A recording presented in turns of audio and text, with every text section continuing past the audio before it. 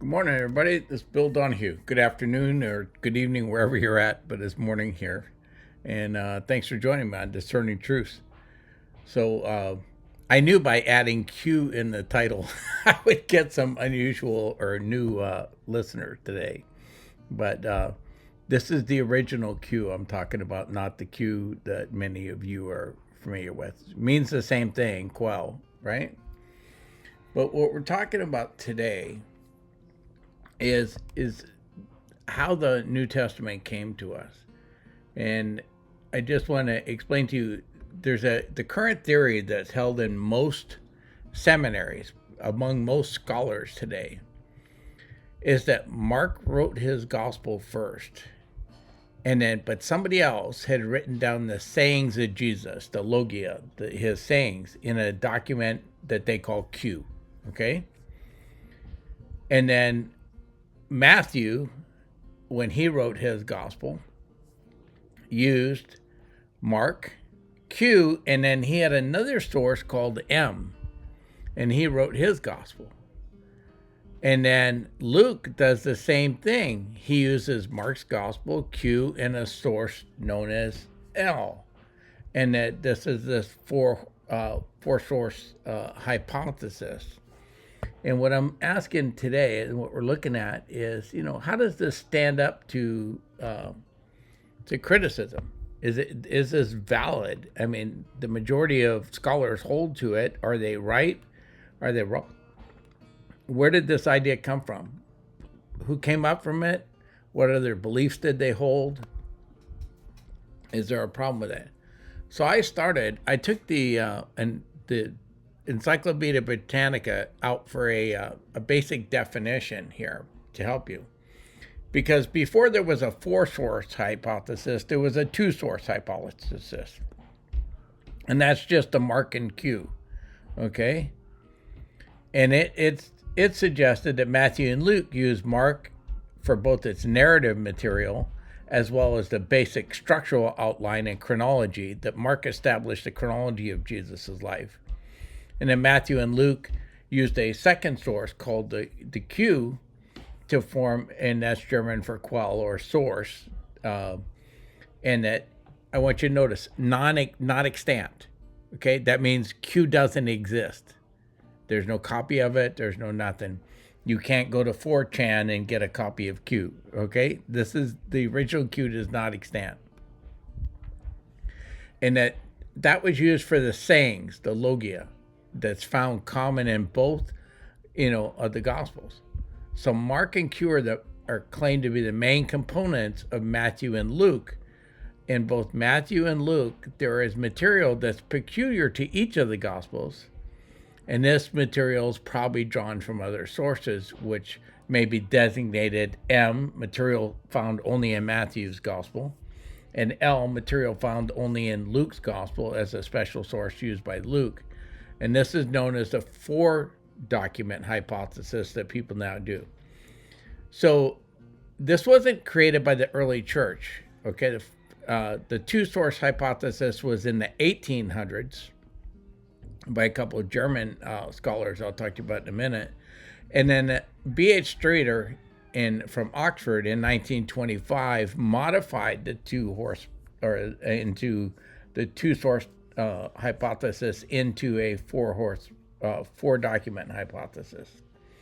And, so the placement of this Q material in Luke and Matthew disagrees at certain points according to the needs and the theologies being addressed in the Gospels. We all know the Gospels are written for different reasons. And then, he says that after chapter 4 in Matthew and in Luke, not a single passage in Q is in the same place. Okay? So even though they're following the same basic chronology, the place they go in the Gospels is not the same. And then, but the words still agree verbatim. So Streeter and these other scholars are saying, hey, they're obviously copying each other in their mind, and they come up with something that looks like this drawing. The little tiny sliver at the top of Mark is material that's in Mark that's not found in any other gospel. Okay? Mark's the shortest gospel, so what makes up 76% of Mark is only 41% of Luke and only 46% of Matthew. But in all three gospels, this material exists. Mark has 18% of its material that shows up, and it becomes 10% of Matthew just because of their relative size. And then Luke has a smaller percentage in Luke that is only found in Luke and Mark. Okay? And then you have in the Gospel of Matthew, 20% of the Gospel of Matthew not found in either Mark or Luke. And then Luke has 35% of his material not found in either Matthew or Mark. And then you have this other section of Luke and Matthew, which makes up 23% of Luke and 24% of Matthew, which this chart's calling double tradition, but they don't assign a source to it. So I'm saying even the chart alone would now need a fifth source, right? For that other 23 and 24%. This is this theory, and I want you to understand where it came from, what presuppositions are behind it. Okay? So in approximate figures, and I'm still quoting from Britannica, right? Mark's text is 661 verses. More than 600 of those verses appear in Matthew, and 350 appear in Luke. Only 31 verses of Mark are found nowhere in Matthew or Luke. This is why people like Streeter think that they use Mark as a source, okay? In the material common to all three synoptic gospels, okay? John's not called a synoptic gospel because it doesn't follow the life of Jesus in the same way. The three synoptic gospels, right? There's seldom verbatim agreement of Matthew and Luke against Mark. Means that if they use different words, kingdom of God rather than the kingdom of heaven, Matthew and Luke almost never agree against Mark. But Matthew and Mark and Luke and Mark, will agree where all three concur. So these are the evidences that people like Streeter and other German theologians came up with to tell them that they were copying from Mark.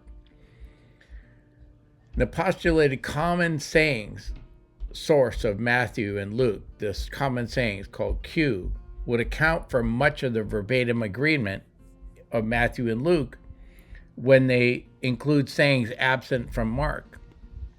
The fact that the sayings are used in different ways or in different contexts in Matthew and Luke is an indication of a somewhat free way in which the editors could take material and mold it to their given situation and needs. I'm going to break here for a minute. I've told you before, many times, the writers of the Bible after Moses will take passages, either Old Testament passages, and what they're suggesting here is they're taking sayings of Jesus and they're putting them in a context in their gospel that helps them make a theological point. They're not trying to put them in a chronological context, okay? That is completely consistent with what we've seen in Scripture, right? An example that they give is the parable in Matthew and Luke about the lost sheep. That's in Matthew 18:10-14 and Luke 15:3-7. The basic material has been used in different ways by the two gospel writers. In Matthew, the context is church discipline, how a brother in Christ who has lapsed or is in danger of doing so is to be gently and graciously dealt with. And Matthew shapes it accordingly, the sheep that's gone astray. And Luke, the parable, exemplifies Jesus' attitude towards sinners and is directed against the critical Pharisees and the scribes who object to Jesus' contact with sinners and the outside the lost. They used the same parable. They made completely different theological points with it, the two gospel writers. This we've seen all through the Bible, okay? Another example of two passages used verbatim, means the exact same wording in Luke and Matthew, is Jesus' lament over Jerusalem, right? In Luke 13:34 and 35, the lament over Jerusalem, Jesus refers to how they will cry, "Blessed be the King who comes in the name of the Lord," when he enters Jerusalem. In Luke 19:38, okay? In Luke, the passage is structured in the life of Jesus and refers to his triumphal entry into Jerusalem. Blessed is he who comes in the name of the Lord. But in Matthew 23:37 and 39, the same lament is placed after the entry into the city in 21:9. So chronologically slightly different, same time frame, but slightly different. And thus refers to the fall of Jerusalem in the Last Judgment. Apparently, Luke has historicized the primarily eschatological saying. So this article is saying it's siding with scholars that think that is an end time saying of Jesus. And it wasn't talking about 70 AD, okay? It's talking about something in the end times, and that Luke has made it like history. And they're saying that they're different. I've taught you in the fulfillment of Scripture, there is often a partial fulfillment in history that has an ultimate fulfillment in the future. I don't agree with the Britannica article, but I'm just trying to show you the general idea here. And they said, but since the 1930s, pay attention to these dates, 1930s, scholars have increasingly refined sources, postulated sources behind sources, and many stages of their formation. The premises for the two or four source hypothesis is basic, okay, and provides information as to literary sources. Further refinement is of interest only to a specialist. What he's saying is you don't need to know more than this. We're telling you all you need to know, right? And that another movement in the synoptic research and also research into including John is that concentrates rather on the treatment of the Gospels as a whole, formally and theologically, with patterns or cycles to be investigated. It may be significant that the latest and best regarded Greek synopsis is that of German scholar Kurt Aland. Kurt Aland very much, when you're looking at like numbered manuscripts, when I talk to you about that, we're using his numbering system, okay? And he's writing a synopsis of the four Gospels, but as an appendix, he included the Gospel of Thomas, as well as ample quotations from non-canonical Gospels. So Allen has gone way outside of the Bible, included the Gospel of Thomas and to do that, and some other non-canonical Gospels, looking for the sayings that Jesus preserved in the early church fathers. And that's the end of the Britannica excerpt. So I went over, I know a lot of you hate Catholic sources, but they do pretty good history. And Catholic scholars are pretty decent scholars in a lot of ways. You may disagree with a lot of their conclusions, but I went to their resources on Q, and they say some scholars object to the hypothesis of a no longer extant collection of sayings and of teaching of Jesus, such as the Q document, is thought to have been. And they have various objections. So the Catholic website that I linked shows you that the first objection is the Q document no longer exists if it ever existed. And the response that they give is, if almost all the material in Q was incorporated in Matthew and or Luke's gospel, then early Christians would have little need to preserve Q. Once it's in the gospels, they don't need to keep Q as a separate document. The second objection is no early Christians would have composed the collection of sayings in the teachings of Jesus as Q supposedly was, like the sayings of Confucius or the sayings of Chairman Mao, without including some stories of the miracles or other actions or his passion. That means his crucifixion, death, and resurrection. Their response, the Gospel of non-canonical Gospel of Thomas, rediscovered in 1948 as a collection of 114 sayings and parables and short teachings of Jesus, and doesn't include any of his miracles or stories about the events in Jesus' life. So the rebuttal to this objection is the Gospel of Thomas, and I'm going to deal with that in just a minute. Okay. Their next objection is the Q hypothesis is not necessary for explaining the relationships among the three synoptic gospels. Their response is all other solutions that try to solve the synoptic problem without positing a Q document, see the charts above, what we looked above, have their own significant problems.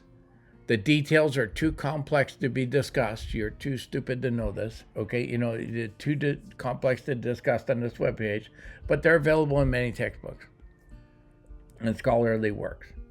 And although we should remember that the past existence of Q document is only a hypothesis, not proven as fact, it does seem to provide the best solution for explaining a synoptic problem. So that's my end of their thing. And you can probably already tell I'm not a big proponent of Q, old or new. Okay, sorry, but never have been. The response number one is plausible. What was response number one? Right? Let's go back and look at that real quick. That if almost all the material was in of Q was incorporated in Mark and or Matthew and Luke, you wouldn't need Q anymore. That's a plausible explanation, right? So that is not a big problem. But what do you do with response two? It makes two serious errors. The gospel writings, not Christian text, right? Oh, the Gospel of Thomas, is not a Christian document. It was discovered among Gnostic writings, not Christian text. Gospel of Thomas doesn't support Christian doctrine. It introduces weird ideas, like Jesus saying that he would turn Mary Magdalene into a man so she could go to heaven because no woman is valuable enough, worthy of going to heaven. That's in the Gospel of Thomas. Is that the gospel you want to believe in? Does that sound like something Jesus would say? The Gospel of Thomas is part of the Nag Hammadi library. It is a non-Christian Gnostic text. You can't use it to defend the idea that Christians kept the sayings of Jesus as a separate thing. And then their response number 3 presents a logical fallacy by asserting that because other proposed solutions have their own difficulties in solving this supposed synoptic problem, therefore the hypothetical Q source, or what is developed into the 4-source hypothesis, is therefore true, despite it having its own problems. They admit it has its own problems, but they say, yeah, but the other ones have problems, so this one must be true. That is a logical fallacy. So the defenders of Q, the original Q, are stuck with that. There's an alternative solution to what's called the synoptic problems. The fact that they seem to use the exact same language in place and stuff. The alternative solution is called the Augustine solution from St. Augustine, or the Augustinian hypothesis. And it proposes that the Gospel of Matthew was written first, followed by Mark, and then Luke, meaning that Mark used Matthew as a source, and Luke drew both on Matthew and Mark. Essentially, it suggests that the orders of the Gospel and New Testament reflect in the order and they were written, with John writing last. Now, this theory holds, just so you understand, that the church had availability of all the Gospels to each other, that they were shared throughout the church. The Q hypothesis in the Markian priority that Mark wrote first is based on the idea that the Mark's gospel is only available in certain areas, and Matthew's gospel was only available in other areas, and Luke's gospel was only available. And then not until like the 3rd or 4th century was there any overlap. And that this is a problem. In B.H. Streeter, that does the 4-source hypothesis, spends a lot of time developing these theory of these different textual sources. In fact, he's the one that separated the Caesarean text, when we're looking at manuscripts, out from the Alexandrian family. And I've shown you charts before where you have Alexandrian manuscripts, Egyptian manuscripts, and Caesarean manuscripts. Alexandria is the capital of Egypt. I don't know how you separate Egyptian manuscripts from Alexandrian. And the scribes from Alexandria, Egypt, moved to Caesarea to make more copies. So again, I don't know how you separate them, but he did. So the alternative Augustinian solution is and was supported by every early church father who wrote on the subject. There is not a single early church father that even hinted at the possibility of Q, L, or M sources existing, nor did they even suggest that. I'll fix that spelling. If you're new here, I catch my spelling errors usually on the fly. Suggest that Mark wrote his gospel first. It wasn't until 18 centuries later that this hypothesis began to develop. Okay? So when you're looking at historical stuff, none of the early church fathers know anything about this. They all support the theory that Augustine ultimately presented. Now, just because the hypothesis that Mark wrote his gospel first using the source known as Q for the sayings, I did proofread these, I swear, I wish I could do this. The sayings of Jesus and the gospel writers of Matthew and Luke use Mark, Q, and sources known as M and L, respectively. Just because that's a late theological development doesn't mean it's necessarily wrong. But whenever I am comparing competing ideas as a possible explanation for a perceived problem, whatever the problem is, we should consider all the available evidence. The entirety of the historical evidence repudiates the 4-source hypothesis and supports the Augustinian solution. And the next thing I want you to notice is it was through the work of Christians immersed in German liberalism, Hermann Weiss in 1838 and Julius Holtzmann in 1863 that the two-source hypothesis was forged. What did German liberalism hold? That none of the Gospels were written by the apostles. They were all written centuries after the fact, more than 100 years after the apostles died.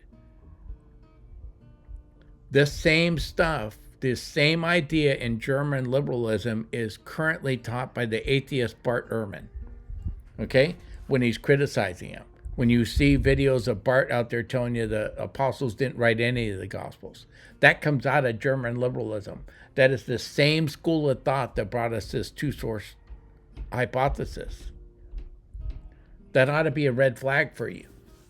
The four-source hypothesis, he's often abbreviated as B.H. Streeter, but it's Bernard Hillman Streeter, modified the two-source hypothesis, but both hypotheses, the two-source and the four-source, completely ignore or discount to zero all the historical evidence from the early church fathers.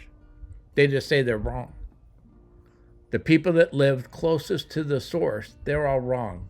And these guys that lived in the 19th and 20th century, they're right. So what is the early stuff? Clement of Alexandria. Now, his real name is Titus Flavius Clemens, okay? But we know him as Clement of Alexandria. He lived in the 2nd century, 8150 to 8215. Now, we don't have his writings, but he's quoted by Eusebius in histories of a history of the church, histories, Ecclesiastes, and I give you the book and page and verse numbers, right? Here's the actual quote. But again, those very books, Clement presented a tradition of the original elders about the disposition of the Gospels in the following manner. He said that those Gospels with genealogies were openly published, but Mark had this procedure. When Peter was in Rome preaching in the public word and proclaiming the gospel by the Spirit, those present, who were many, entreated Mark as to one who followed him for a long time and remembered what was said, to record what was spoken. But after he composed the Gospels, he shared it with anyone who wanted. When Peter found out about it, he did not actively discourage or encourage it. But John, last aware that the physical facts were disclosed in the Gospels, urged by friends and inspired by the Spirit, composed a spiritual gospel. Okay, this is Eusebius claiming that Clement brought down the tradition from the elders, from the apostles, the early church, in the very first church fathers, that the Gospels were published and open and widely distributed. That Mark wrote down what Peter said verbally. There is internal evidence in Mark that it is written in a grammar. It's written the way you would speak in Greek. People complain about the grammar because it's not proper grammar for writing, but it's the way people speak. It has a lot of internal evidence that that's exactly what happened. Mark listened to Peter and wrote down word for word what Peter said in all his verbal nuances. Now, according to the scholars that read Greek, right, that's consistent with what Clement of Alexandria says, right, and claims that that Eusebius records for us, right. The next early church father that speaks on this subject is Ephraim. Hang on, I missed it.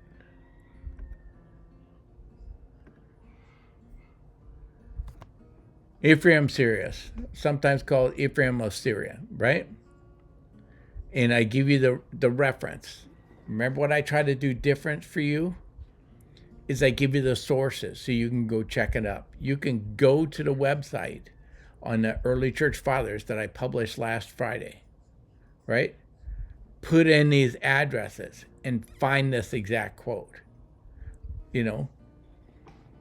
Now, Ephraim says, they are, however, not to be compared, and they agree in turn with the words of the apostles, because they did not write the Gospels at the same time. for they did not receive this mandate as Moses with the tablets. But just as the prophet had said, I will give them a covenant of testament, not none like this, but I will put my law in their minds and I will write it in their hearts. Opportunities have been both summoned and written there. Matthew, the Hebrew, wrote this, and behold, it turned into Greek. Mark, however, used to follow Simon, that's Peter, when they gained ground in the city of Rome, so that they were perfectly recorded, lest they come to oblivion. For a very long time, the faithful persuaded him, Mark, and he wrote whatever he learned from Peter, right? Luke, however, made the beginning from the baptism of John, for one spoke of his incarnation, and from his reign is from David. The other truly began from Abraham. So he's talking about the differences in the gospel and the genealogies between Luke and Matthew, right? John came and found various opinions to be made known about their words that described his genealogy, to test to be sure that he is human. He also wrote that he is not so much human, but that he is the Word from the beginning. This is how John's gospel begins. Matthew wrote his gospel in Hebrew, Mark in Latin from Simon in the city of Rome, Luke in Greek, and John at last wrote it because he lasted into in the world into the time of Trajan. That's putting John's gospel up into like 80s or 90 AD. Okay, but Matthew writes it first. You're going to see this testimony over. Some will say he wrote it in his native language. Some scholars think that's Aramaic. Other ones think it's Hebrew. I think they're both. Aramaic's a dialect of Hebrew, right? So it's not a big difference, but Hebrew's a more formal language. I think it's very likely that Matthew wrote in Hebrew because they were having trouble translating it. And Hebrew wasn't a widely spoken language. Matthew writes it. Either he or someone else will later translate Matthew's gospel into Greek. And there's a debate in the early church. They liked his Hebrew version better. So there's some complaints. If you have people saying, I like the Hebrew version better, that tells you that both versions exist, right? Now, Ephraim of Sirius is going to continue. Mark evangelized in Egypt, John in Asia, Matthew with the Indians in Judea, and Thomas with the Parthians, that would be Persia, okay? James of Zebedee in Gaul, that's northern Turkey, Andrew with the Scythians and Macedonians and Achaeans, Peter in Pontus at Rome, and with the Galatians and Cimbrians, and the Bithyns and Asians and Mercians. Most of that's in Turkey today. Paul from Jerusalem to Spain. Bartholomew gave the Gospel of Matthew to the Indians and was a bishop there and evangelized in Laconia. Philip with the Greeks and the Galatians. Crispus with the Dalmatians, not the dogs. Titus with the Cretians and Levi beyond Pontus. Thaddeus, one of the 70 in Ur in the days of Abgar, guard of the palace, and he healed them with whom he had been ill. 40 years after the ascension of the Lord, in the beginning was made the ruin of Jerusalem before the war with Titus. That's 70 AD. All the apostles were dispersed to all the nations and people, as the Lord also commanded them to go into the entire world. So Ephraim is explaining how the Gospels made it all over the ancient empire, because the apostles and men that were part of the 70 disciples, some who left Jesus during his earthly ministry, when he started talking about, you got to eat my flesh and drink my blood, they said, yeah, we're out of here. You lost us at that. And then post-resurrection, they come back and become major people in the early church. Origen, still 2nd century, early 3rd century, AD 182 to 251. Also quoted by Eusebius in his histories of the church, right? And I gave you the source again. Origin says, now he puts these things in the previously mentioned work, but in the first of his commentaries on Matthew, defending the church canon, he testifies of knowing only of 4 Gospels. Writing something like this is learned in the tradition of the 4 Gospels, which are alone and uncontested in the Church of God under heaven. That first was written by Matthew, once a publican, tax collector, right? But later, apostle of Jesus Christ, who published it for the believers in Judaism, composed in Hebrew letters. The second, Mark, who composed as Peter led him, whom he avowed as a son in the Catholic epistles, saying as follows, she who is in Babylon, chosen together, sends you greeting, and so does my son Mark. That's in 1 Peter. Most people take Babylon there as being a reference to Rome. And third, Luke, who was composed for those from the Gentiles, the gospel praised by Paul, after all of them, John. Again, 2nd to 3rd century, we have another church father saying the same exact story. Matthew wrote first. Matthew wrote in Hebrew. Mark wrote second. Luke wrote third. John wrote last. But we have scholars here in the 1800s and 1900s saying, no, that's all wrong. Mark wrote first. And Mark used Q. And then there's L and M documents, right? Augustine, now he's in AD 354 to 430. And this is where we're going to get the Augustine hypothesis, okay? And he's in. Although each of these gospel writers may appear to preserve a certain order of narration proper to himself, this certainly should not be taken as though each individual writer chose to write in ignorance of what his predecessor had done or left out things, which nonetheless another gospel is discovered to have recorded, as matters about which there was no information. Rather, the fact is that each of them received the gift of inspiration. They abstained from adding to their distinct works any extra shared compositions. I want to stop here for a second. I want you to see this. Augustine is asserting that the gospel writers all had access to what the other earlier gospel writers had wrote.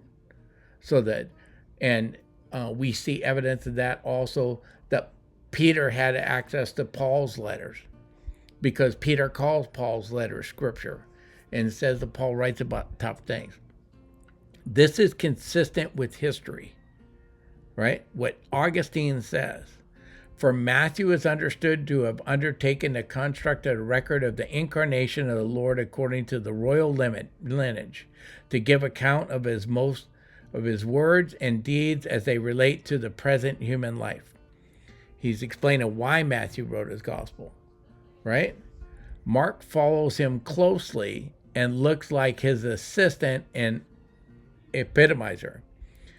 For in his narrative, he gives nothing apart from what others that agrees with John. He has little to record distinctly of his own, right? Augustine saying Mark used Matthew, not Matthew used Mark, right? He has still less in common with Luke that is distinct from the rest, but he has a very great number of passages in common with Matthew. He also narrates much in the words almost in the same number and identity with those used in Matthew, where this agreement is either that the evangelist alone or with him in connection with the rest. Okay? So again, we have Augustine saying that, Mark's using Matthew, not the other way around. Then Augustine continues. Luke, on the other hand, appears to have been concerned instead with the priestly lineage. Remember, Matthew, priest, Mark, human, son of man, right? And he instead of being concerned with that and the character of the Lord, for although in his own way he takes Jesus' descendant back to David, he has followed not the royal pedigree, but the line of those who were not kings. He has also traced that genealogy to a point in David's son Nathan, who likewise was not a king, yet it was not so in Matthew. Matthew focused on the kingly line, Okay? For in tracing the lineage through King Solomon, he was followed with a strict regularity the succession of the other kings. Thus, Augustine's view here became the prevailing opinion in Western Christian tradition from the 4th to 5th century on. This has been the view. Matthew wrote the basic story of Jesus' human life, focusing on him as the line to the royal throne. Mark condensed Matthew into a shorter version, meaning that Peter was given a shorter version, like you would give if you were speaking. If I'm going to give you a speaking narration, it's going to be shorter than if I write something for you. Okay? Luke edited Matthew and Mark, omitting passages that they covered, right? And John wrote to fill in what others omitted. John wrote really to show that Jesus pre-existed as the Son, that he was God incarnate. This theory went unchallenged until the late 18th century, when J.B. Coop argued that Augustine was wrong in claiming that the text of Mark had little in common with Luke. Right? This is what starts it in the 18th century. Then German liberalism picks it up and argues that Mark writes first. And then they continue adding sources, adding other ideas, adding stuff.